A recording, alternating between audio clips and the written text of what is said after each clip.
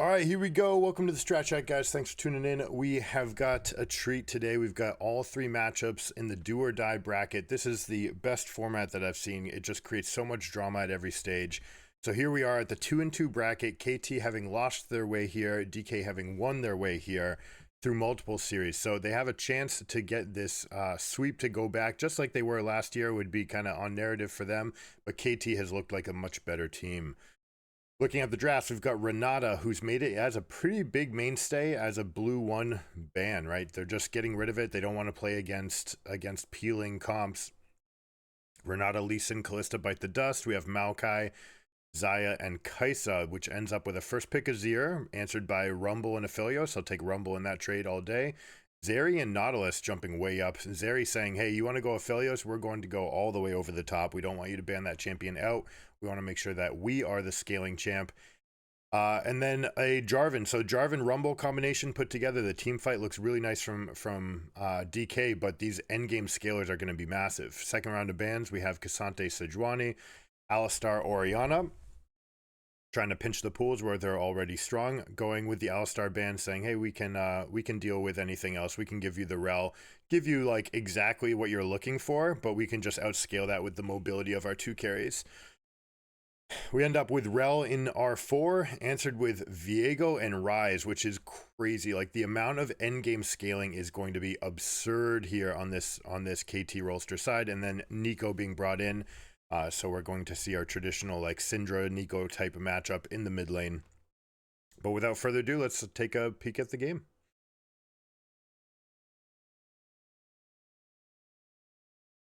All right, jumping onto the Rift, we've got an immense scaling advantage for individual power from the roster of KT. So if you're DK, you're looking at trying to either stack dragons, you want to get a very substantial gold and structure lead. Even if you have a big gold lead, if you can't actually turn it into structural advantage, then even having dragons is not going to matter. Because this game is going to come down to big team fights, and Rise, Azir, Zeri are unparalleled for their damage over time here. It's going to be, and even Viego too, right? Like Viego's going to deal absurd amounts of damage, especially if he gets that reset in the fight. Jarvan Rumble, super nice combination. Nico, you see everything that you want from a normal team comp at Worlds. A lot of knockups, a lot of chain CC, and plenty of follow-up, good damage. You know, just high on the meta here, all these champions. Aphelios being the best disengage champion for hard carrying. You get that upfront spell damage, so it's really good with these wombo combo teams. But just individually, Azir, Zeri, Rise, Viego are going to be absurd. All right, early level push here. Rel always being very threatening here, has her shield on top, has those extra stats, will be able to remount and get a pull onto one of the champions if they so desire. So sometimes you see Aphelios go for some aggressive trades using the red gun to heal himself back up.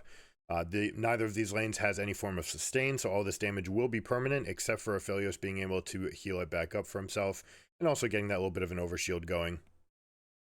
We see as we fight for level 2, they're about to hit level 2 here. Lehen's waiting, saying, no, I don't actually need to use my proxy yet. I can use it. We're trying to hold the wave as long as possible. They've got the push already. They don't need to pop the wave, right? If you go for those 2 last hits right away, not only will you not have a charge to crash this third wave, but it also means that you're over pushing this next wave, and it means that it will crash in before you're necessarily ready. So by slowing it down, we ensure that we can fast push this wave. We might see Zeri back with a fast boots or dagger, something to get a little bit of an advantage, or they might go and try to interrupt Jarvan in the jungle. So check this out. See, Zeri goes for a recall. Nautilus starts roaming over, gets an eye on Jarvan. They have an idea that he started topside, but now they can confirm or get something deeper in the way of wards. Or just go and sweep out and see what you can get in reply. It looks like he gets a zombie ward to answer. No, that's not even his ward. All right, that's theirs. So did he even sweep? He didn't even sweep. He went out like he's faking for a roam. Didn't see that they laid a ward down, so there's actually no threat here. They might actually be able to engage on him. Cameras, please go over. So he has the sweeper in the inventory, doesn't sweep the river, ends up still getting poked, walking past that ward. There was a chance for them to engage upon him. He used his Q on the wall to get out. You're watching the mini-map. Viego, super fast clear, right? Gets out there easily by 3:30. He's on top of the scuttle already. We might look for a dive up in the top lane. Or we might look for a reset, looking for the Raptor camps here. Viego's going to Most junglers are using their ward on the starting quadrant of the enemy jungler, right? You want to get those reset timers. You see this one coming up, you realize that it's 4:02, and you're like, okay, all right, I can do the math. You started on your raptor camp. And from here, you can extrapolate all the other information about all the other respawn timers.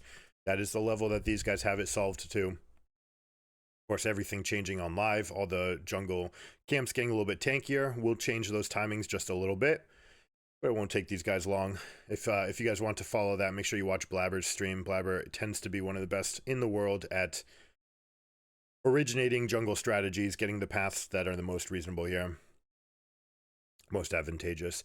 Nice little pass through E there from Showmaker.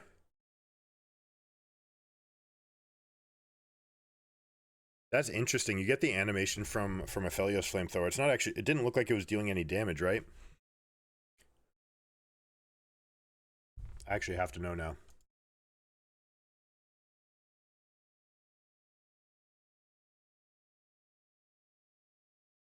These are already low. Right here. Okay, no, it's none of the damage. All right, so yeah, the pass-through damage does not work there. I had to confirm that for a second. Sometimes we're worried about what's a spectator bug, what's actually going to be part of the game. Specific interactions are always the most harrowing.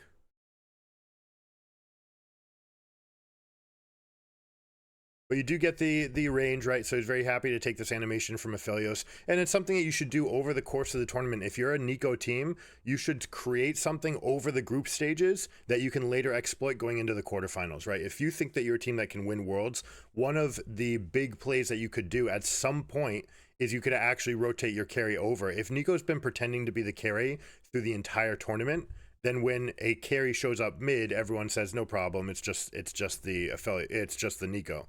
But then if Nico suddenly shows up in the bot lane, right, pretending to be the Aphelios, or being, becoming camouflaging as Aphelios and then actually making a play in the bot lane, then you could turn in some potential huge double kills to start yourself off or get like a big tempo play for yourself. So that's absolutely something that's available. Create your own counterplay. Set everyone up, be like, yeah, I'm just copying Aphelios. I'm just always Aphelios. It's always me. It's Nico in the mid lane. And then just you wait for that one time. But it tends to be a one trick pony, right? You just get to do it once. No one will ever respect it ever again. So that is something, if I'm going for the long call and I'm trying to win Worlds, I'm telling my team, here's a couple things that we can set up. Hey, we always do it this way, or we always fan out, or we always do something, right? Make it so that their guard drops and then boom, you create the exploit. And with Nico, it's fairly easy, right? You just actually send Aphelios to mid lane for a little bit. The problem is you have to do it in a window. When it would be most impactful would be when Nico's actually 6, and that means that you'd be putting Aphelios into a lane versus a Azir at 6, which means he's in constant danger of getting ultied back, so you have to be very, very careful with that.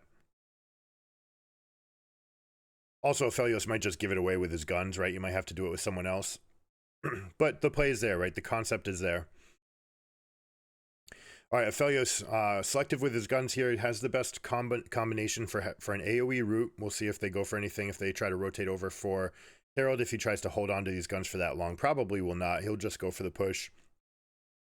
But one of the things that they're constantly doing is jiggling the order around of the Aphelios guns, right? Trying to get red-white next to each other, trying to get white-green next to each other. You can have green plus range for the root. So you can go for that. You can go for the root and the flamethrower to get that effect. So really, there's so many combinations that do nothing, and some that do insane amounts of damage for team fights or insane amounts of CC, whatever it is that you need. That's always something you should be tracking, what you think Aphelios' guns are, what you're trying to plan around with these timers. So flamethrower going away, for example, we're about to get the chakram. And I expect him to want to get the purple gun here now so that he can leave the white one for the red. And then he's going to try to put it between the red and the green guns so he can have it for both of them. Red-white for a single target all-in or a small skirmish 2v2. And you do green-white for the big team fight where you want to outrange your opponents and try to get big spell procs. Rise and Rumble. We haven't seen Rise yet. All right. The Ever since Rod of Ages changes, Rise has been a fine champion, Cassiopeia as well. We have seen some adaptations to champions that used to build Rod of Ages. Basically, Catalyst and Lost Chapter swapped costs. Ever since then, it's been so much easier to build into those control mage builds, and you even see them go Lost Chapter into Rylai's, sort of creating the net Rod of Ages stat profile, but with better cooldowns and a better mythic item as far as going into damage in the late game. When you go Rod of Ages, you're losing some of that, and you are going to have a trough. Although Rise kind of gets through that trough a little bit because he benefits so much from the extra mana scaling, so he's happy with that. And once he has that completed Rod, we'll see what he ends up going next. Probably going to be Battle Mage style. He does have Phase Rush, so he's trying to make sure that he's ungankable in the top lane. Even when he is in a lane versus Rumble and Jarvan that could lock him down, that Phase Rush can attempt to get him back. Kellen using the ultimate to peel off and move back. That is Ignite down from Nautilus and his ultimate. So we have Flash and ultimate for Ignite and ultimate. We'll see if KT, feeling strong, decides to take any amount of presence in the river here. DK's already up there, one dragon from the pushing bot lane. Now, Rumble's going to have a lot of push threat in this lane as well. Starting at level 7, Rise can basically clear waves very, very quickly. Has no issue just spamming the E and the Q. A couple different trade patterns you can go for. You can go for EQ by itself, QEQ if you want to get high single target damage. You can go E, pause, throw Q somewhere else, and then put E on the same target, and that will proliferate your marks, your rune marks, and then your next Q can be better at single shotting the wave. So there's a lot of different patterns that we'll see. We haven't really had the camera up there to take a look at all of them, but I'm sure Keen feels very, very confident in whichever sequence he wants. The question is whether or not you can do that in the middle of a fight. Now, one of the things Cassiopeia was not banned. All right, Cass was available, and Cass is a huge counter to Rise. Perhaps they're thinking that we know Azir is mid. We don't necessarily want to be in that longer range matchup, although Cass does have some playmaking. But think about how good she actually is against this whole team. Cassiopeia might have been an interesting pick. We'll see if that becomes an adaptation, especially if Rise starts showing up. Cass has been playable, and I believe one of the top 5 players in the Chinese super server is actually a Cassiopeia top player, right? And just one tricks that champion, goes off, just dominates with the better combat stats, going in, gets to build 6 items every game, and is just so strong into a meta where, or just, every new champion that comes out seems to have 6 blinks and dashes. Well, every time that happens, Poppy and Cassiopeia just get a little bit stronger, right? It just feels like compared to the field, they just feel that much better. So they will be evergreen. They'll always have uses just for holding people in place, especially in these team comps where they're holding people down. But it's not in this game. We'll see if there's an adaptation later in the series, whether or not they feel like they need to. DK is feeling very comfortable right here. Is actually rotating Rumble down. Rod of Ages has been completed, but Rise is actually sitting in the base, so he's actually thinking about leaving. No, he's actually going to teleport to the wave once he sees that Rumble is nearby. So the call is going to be kite, just don't let them engage. Lehens is just buying some time. All right, this little play that he's doing right there, this is not meant to actually take the dragon. It's not meant to threaten anything. What you're doing is you're just showing face a little bit so that the team has to move together and they can't just start recalling, or they can't just leave 2 people and start rotating other people over, right? So by showing your face, you delay their moves just a little bit. You also threaten to stop something like a Nico teleport. So instead, red team has to hold on a little bit longer. That little bit longer means that Rise gets the full play up in the top lane, and he gets that solo gold for himself as well. So he's going to shoot out to a CS lead and a scaling lead. As you keep going into this game, the longer this game goes, the more it's going to favor KTR. We're going to need to see a much bigger lead than this. This is just 2 dragons, but they're down in the gold. The Herald wasn't enough. We get the 2 plates. We have 0 in the others, however. All that rotation to get dragons, giving up plates. Rise and Azir are saying, thank you very much. That's exactly what we want. We want 1 extra wave. We want 1 extra plate. We're getting more gold on the map than is normally available to us. Your win condition doesn't show up for another 16 minutes anyways, so we're happy. And basically, even if we get soul, right, and we're talking about the fastest possible soul, let's say it goes down in 4 minutes and then 5.5 minutes. 22.5, we're talking about a 28:30 spawn on the Elder. By then, we might be looking at a third item. At this pace, we will be looking at a third item from Rise. And that could be a big problem going into one of these fights. Rod of Ages especially is a fairly inexpensive option because it has that big power trough. But right now, certainly, if you're thinking of your position here as KT, you're sitting back, you're scaling. Everyone's going for reposition in fights. You're not trying to force anything. It's all about gaining resources, keeping them off your turrets as much as possible. You see that despite the Rift Herald being used, all they've lost is 2 plates. Right? They're trying to keep as much structure on the map as possible because they want this game to go longer. This is the big key. You do want to trade, but you don't want to trade with your base. This is the resource that you want to trade with. Let them take significantly longer to build this up. And then even if they do get soul, they're still going to have so much to work through, right? A good estimation as games go on is every 2 turrets that you have in front of your Nexus is an extra team fight that the enemy team has to win. Right? Like this right here, from here, if they ace you, yeah, they can still kill you. But that's in the hyper late game. But when you talk about over here, like there's no way they're ever going to kill you through that, even if they get an ace. So when you're scaling, you just constantly want to keep people in waves, make sure that you're keeping people in front of turrets, and you're clearing waves as quickly as possible. Sometimes for Viego, that means that he's going to shadow a little bit more, but he also wants to keep his resources up. He's basically just going to try to match Jarvan's patterns and show up wherever Jarvan shows up, just enough to threaten them to back off. Now here's kind of opposite to the mold. You don't want to face check this, right?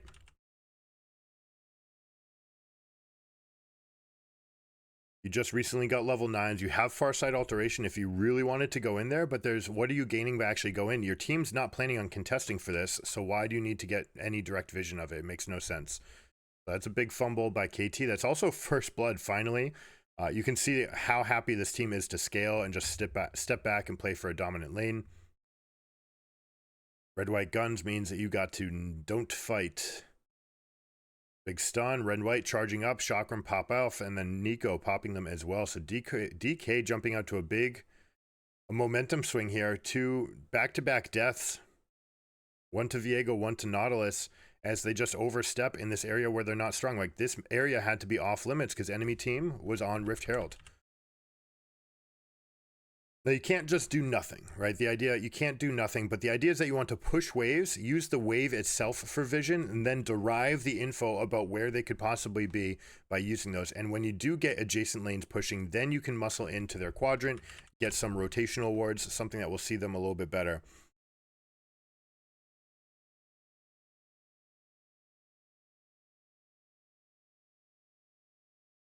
That is an early stopwatch.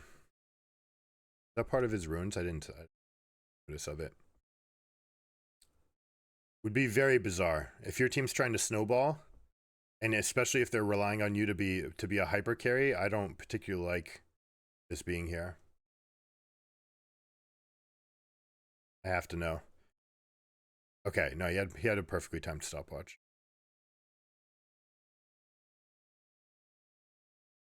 All right, so there's the perfectly timed stopwatch paying dividends. A nice little rune if you expect to want a stopwatch in this like scaling front to back sort of game where you can have that extra resource available to you. And then you still have access to the boots, right? Magical footwear is a trap at this level. If they see that you don't have boots at 10 minutes, you are getting dove by carries, by mid laners, right?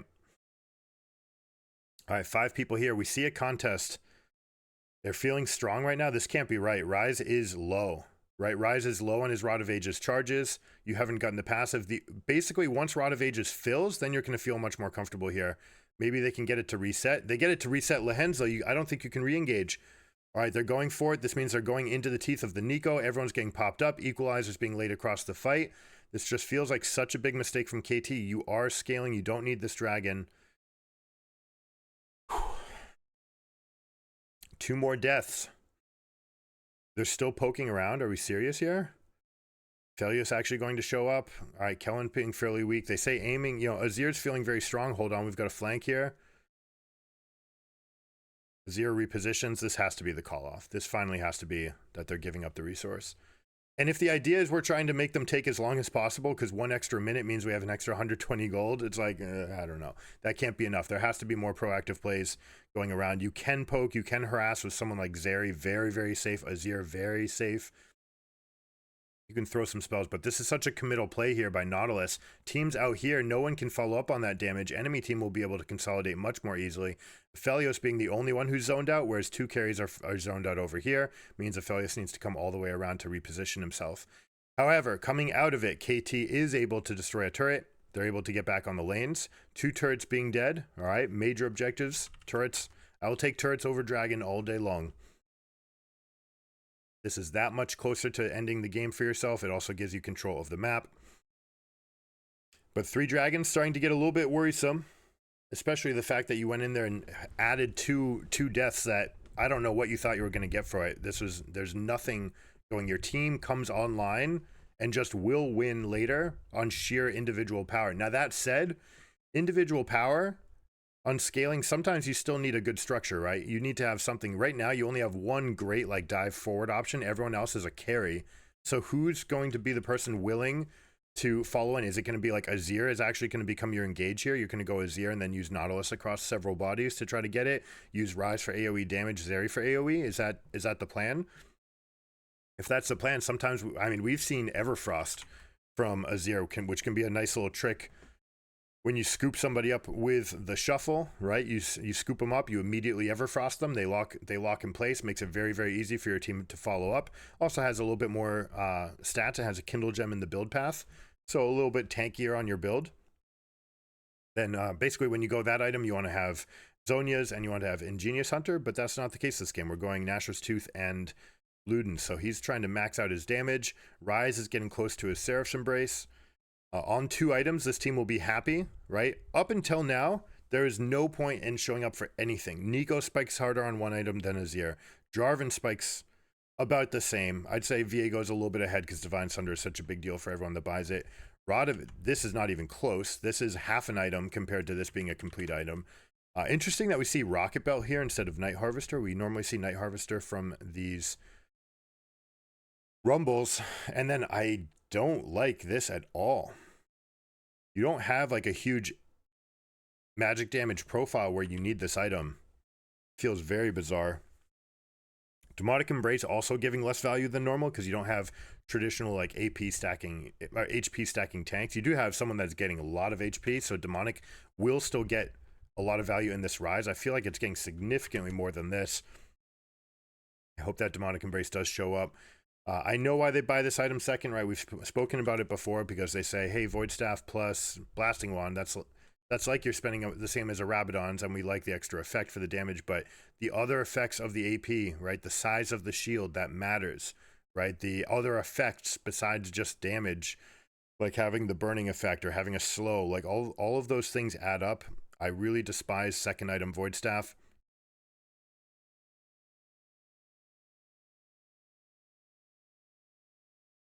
Yes, it is the highest damage. Thank you to the analysts to finding out that you deal more damage with this build, but it's I don't think it's worth it what you're giving up in the other frames. All right, we see defensive structure. It looks like they're taking wards on this side, although some of these are zombie wards. But it looks like largely they're saying we want to control the fight from over here. We're going to control with our waves.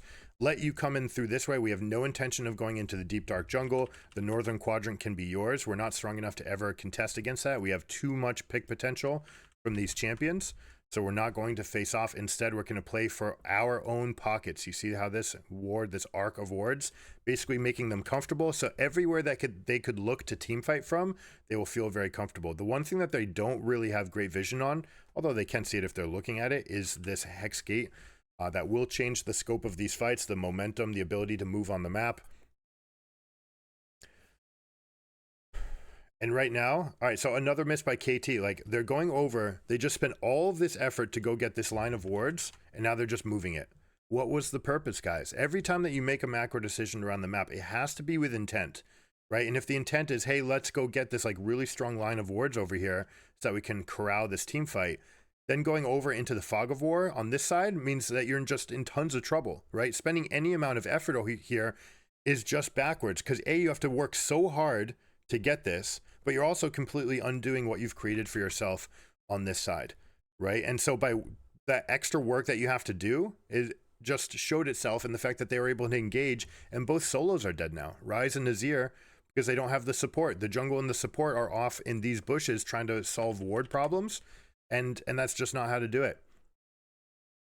Now, with these staggered deaths, the fact that we have Azir and Ryze coming back up, and the fact that 3 ultimates are down, I wouldn't mind if Viego tried to int himself in for a steal here, but it's such a low probability thing that I'd rather see you just continue scaling, right? Much better option to just sit back, let this game keep coming to you, try to get mid-prio. You still have all your structures up, right? That is a ton of extra standing gold available for the enemy team. You have to keep on protecting that, keep your waves pushed, make the game go long. Right, we want to see these second items come online. Here we go, 2.5, 2.5. Hold on, they're going straight for the Baron. They're saying, hey, we feel stronger now. We've got our ultimates up. Azir's ultimate is now up. We have all 5 available. You are still missing 3 of them. Rumbles is coming up shortly. I'm sure they have the timer. We'll see what they look to do with this. This is against Soul, so it's very easy for poke. If any poke lands, then it's going to slow the whole team down. Now they're coming back to all that vision, but imagine if they just kept that vision line. Right, they'd be in such a better position for doing this. They'd feel much safer. Obviously, they still feel safe on this side, but there's no rotating against it. But now they're fighting against all these wards that are in their grill. Lanes are in a great spot for KT, right? Pushing lane means that if there was a fight, it would only ever favor them. The slower it goes, the more permanent damage that you'll get dealt to the structures. And if you win, you have actually a wave big enough to maybe end the game off of. And if you lose, you have no threat of losing the game because the waves are all pushed in. See a couple traps. Are they really resorting to traps right now? They're only down a tiny amount. It's only 6-0. Or sorry, it is 6-0, but they have a 10 CS lead here. A 43 CS lead here. 24 in the top lane. Yes, they're a little bit down in the jungle. And Nico has significant, extra gold from the kills, having 100% kill participation, by the way. But the items are fairly close, right? 2.5 plus stopwatch. We've got 2 items here plus stopwatch, right? We're getting closer and closer. As we get to 2 completed items, the individual power on KT is going to get even bigger. It will outscale the Dragon Soul. The Soul is very nice, right? Don't get me wrong. But you haven't created enough of an advantage to claim that you have anything really going for you this game. Nautilus going for another wayward engage.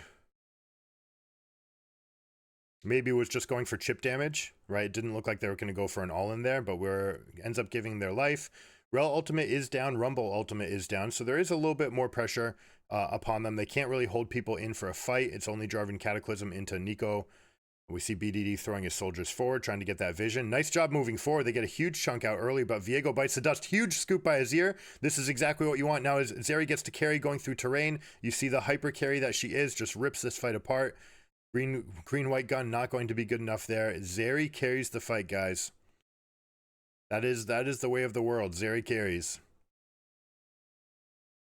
A little trick you can do with Zeri right here, you can aim to the side and aim your shot here because it adds a little bit of a cone to it, and you can actually have some of the bullets hit here, some of them hit the ward in the back.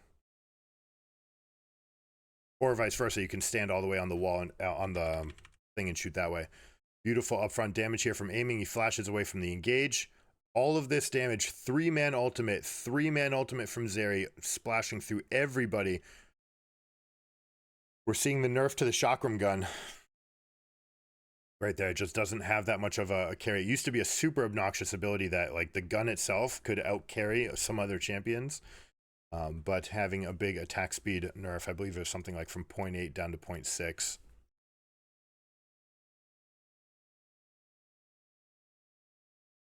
All right, so Baron in hand, 4K gold lead as well. They also get a half level across the board.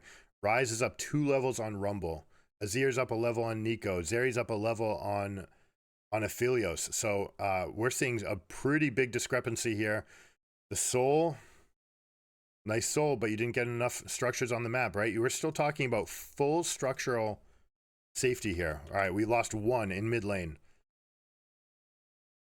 This is the shortest route to the win. That is the one that you want to have down as DK.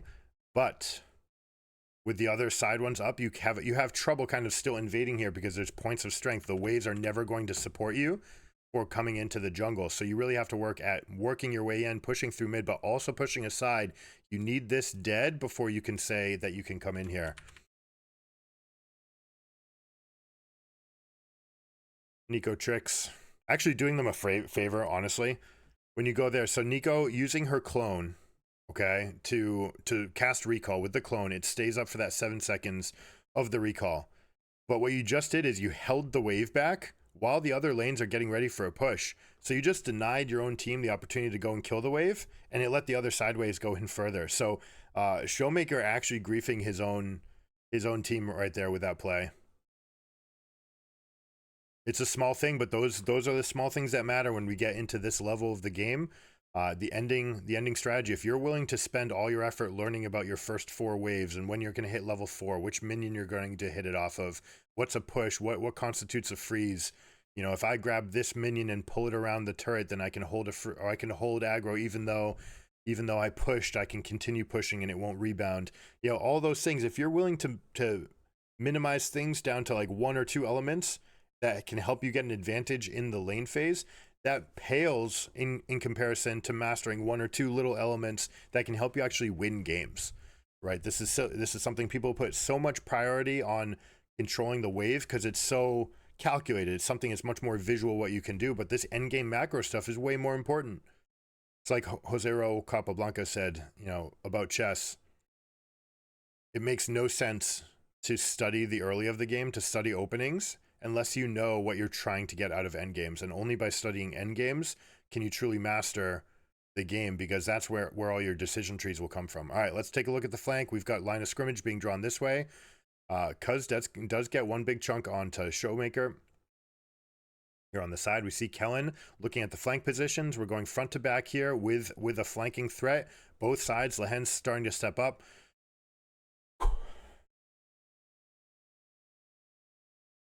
Like how they have the damage charts on the bottom. We're starting to see Elder. Once it gets below 2400 is when we're going to see it feel a lot stronger. Keen walking himself into a dangerous spot, gets lower in health, means Cuz is going to come back over. We're going to have a coin flip for this Elder and the game. Viego comes in, dives in.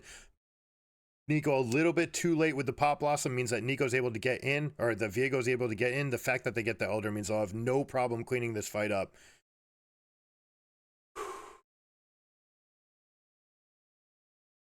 Dragon Soul's a fake buff, guys. Oh, that shield is up, but it's with the health down low. Look at this extra damage. He's trying his best to carry it. They're trying to keep him here as long as possible because Azir is going to end the game. Nautilus is going to help him as well. They're going to start going for this Nashor's Tooth. It does a tremendous amount of damage here. Deft scaling up his health.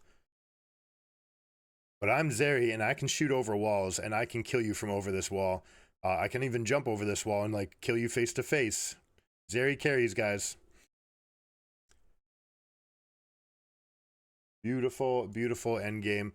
Fought that well. Viego getting in. Nico was definitely late, right? You cannot let enemy team get into the dragon when you're feeling it's that low. 2400 is when people are committing, right? Once you see it at 2000, you have to start thinking about, all right, what's my forward play? Or you should have already thought about it, but you should start executing your forward play. Interesting thing about using the clone, by the way, that counts as killing a champion. And with the Elder buff, right, you're always going to kill that Nico clone, and you're going to get Triumph healing off of it, right? So it's a neat little play, except when you're giving people like extra Triumph buffs or Collector or whatever it is. You don't want to give those away. All right, they choose to not over push. They say, we've got the Elder, we've got 2 inhibitors down. 2 inhibs is always checkmate. We're going to see adjacent pushes. Someone's going to come mid, nod that wave in, and then you're going to see the rest. All right, let's slow down this fight, going shape by shape. So Keen has already been chunked. Look at the formations right here. A little bit stepping back far away. Look at the amount of control wards, the redundancy that they want in the pit. This ward, very hard to aggro on, because if you attack this ward, then someone's going to be able to threaten on top of you. All right, we have multiple different shots that we can take. We're looking at usually Flash Cataclysm, and then EQ your way out. This was probably already available here, although we're missing the vision to do it. You'd need to have a far-sighted alteration, but you see 1, 2, 3, 4 different control wards being used to create this line of scrimmage for themselves. They're saying, all right, we're good. You can never approach this way because you don't have enough vision. All right, Rumble a little bit far away means that he's not in position to penalize. That's something that I don't like about this formation. Cuz did make him spend a lot of time coming over here. That is something that your Viegos, your Aatroxes are going to try to do. They're going to try to come in from the side of the fight. They don't want to come in headlong because they're not tanky enough. The fact that Rumble's in position means that we can't actually go for this big Jarvan engage, right? Jarvan had a moment where he could have scooped all 4 people and then EQ'd his way out, put the equalizer on top of them, and force them to deal with that, get that big chunk out. Rumble's not even threatening. He's holding on to Viego. Now we're talking about under 3,000 health. Everyone says go, all right? So the go line is drawn. Rumble ultimate comes in, drawn across the fight this way. This is actually a very nice line. Would have preferred it to be a little bit shallower here. I know that he's aiming, trying to get extra damage on Lehens, but really you want to put damage on them. If they're contributing to the Elder, you want them taking damage. And frankly, you want it to go right here. But from his range, he only has the ability to cast it up this way. All right, that's like basically maximum range because he put himself over there for so long. 1935 true coin flip. Nico a little bit too late. You see she's channeling her ultimate. This needed to come out at 2400. It needed to be immediate. You need to already be in position because they're coming up for this coin flip, and then you flash into the team, but it's too late. Viego already has the sun. If they had gotten that, if they had gotten Elder, they win this fight. So if this Nico ultimate comes out 1 second earlier and does this same play, then you just steamroll this fight. It's not close. Rumble's a little bit late. Nico's a little bit late. This needs to be improved as we go into these fights. You see how aiming actually repositioned themselves over the wall here as well, prime for carrying. And you actually see all eyes are right here. They don't actually see aiming for a bit. Steps into the Rumble, moves back, cleanse away the burn. You see all the stopwatches being used to make sure that they don't die, and then they come and clean this up with the Elder buff. So just positioning diff, timing diff, right? Once you get under 3,000, you have to be thinking it's ready to go. And 2,400, it's go time. You got to get in all the way. Now, 10 seconds left on the Elder buff means they're not going to be contested. They're also going to rip apart this Baron. They're going to go straight into top because mid is already pushed. This is one point of strength that you could have used. You could have tried to push this back. Rumble and Jarvan spending any amount of time in this quadrant doesn't make sense at all. We should be thinking about Rumble, whether or not he's going to try to use his ultimate to burn them down. Of course, with the Baron buff, they're going to die very, very slowly, even through a Rumble ult. Also, whether or not you can actually aggro this cannon and get it to pull out. One thing that you should try to do when you're in this position, step outside, grab the aggro of the cannon, and then walk in. See if the cannon jumps in a little bit closer. It will follow you a bit. And when it does follow you, you have a chance of bringing it into the turret range, a lot easier for you to hit. What you don't want is for it to draw its line way out here, and then there's no one on your team that can grab it. Sometimes you use like Blitzcranks, Threshes, Nautilus, anyone with a hook, anyone with a shove, Talia. Those champions can be used to move the cannon into range. But now, perfectly timed, supers are coming into base. That means everyone has to back out. Now you are truly dead. You had to find an engage. You had to try to pull that trigger. They instead opt to try to just play the fish in a barrel approach. All right, here we go. They find a good engage. They get a Zir off to the side, overcommitted into one position. You can get one kill for yourself, but what is going to be the follow-up? The supers are coming in. Aiming has been engaged upon, has his guardian angel, means he survives this. All of the resources have been used to kill him. Ryze is going to do fantastic. This is what we're talking about with so many different carries that can rip through. These fights have been 15 seconds long or longer. Any of these champions are super, super deadly as we get into these long fights. And KT stealing this game despite losing the Dragon Soul, it's going to be fairly crushing. If you're DK and you said, hey, we did so much, how come we weren't able to do anything? It comes down to structural damage, guys. You have to be able to put yourself in a position. You want to get structures down so you can control the map. Tempo is much more valuable than the buff itself, and all 4 times that you go take a dragon, you are necessarily giving up tempo elsewhere. KTR was able to use that to their benefit.